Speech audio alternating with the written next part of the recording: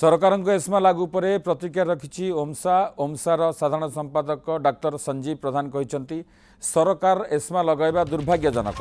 आमे जातीय स्वास्थ्य मिशन समस्त काम को बंद करूँ। रोगी सेवा बंद होना 2 घंटा ओपीडी बंद पर 12टा पर रोगी देखुछु। सरकार आम आंदोलन को दबे देवा चेष्टा करुछंती। आमे जिद रे अटल बोली ओमसार साधारण संपादक कहते।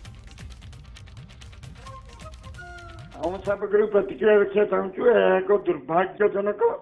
आम स्वास्थ्य सेवार कौन विपर्यस्त कर स्वास्थ्य सेवार कौन बाधा सृष्टि नक केवल 2 घंटा ओपीडी बंद करथिला बेले सरकार या आम आंदोलन को प्रोटेस्ट को दबे देवाई चेष्टा करुँच। आम दाबी पूरण प्रति सहायता प्रदान नक करुँच।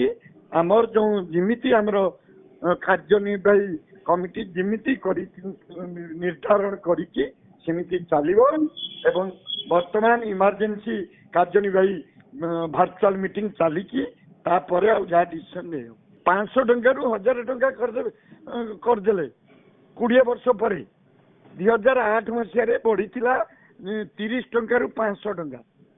आज्ञा आमे सेदिन कहिथिलु जे आपण सर न करंतु 2 मास पर करंतु जिमिति 30 तारिख दिन कार्यनिर्वाही कमिटी जहाँ नहीं डिसीजन सेमिति 14 तारिख पर्यंत वर्तमान 2 घंटा ओपीडी बंद हम एनएचएम रो सब वर्क को बंद करा जिवो जोरदार। रोगी सेवा आमे 2 घंटा पर जो आउ 9 घंटे रही आम डाक्तर माने तार सेवा करिक जाउछि।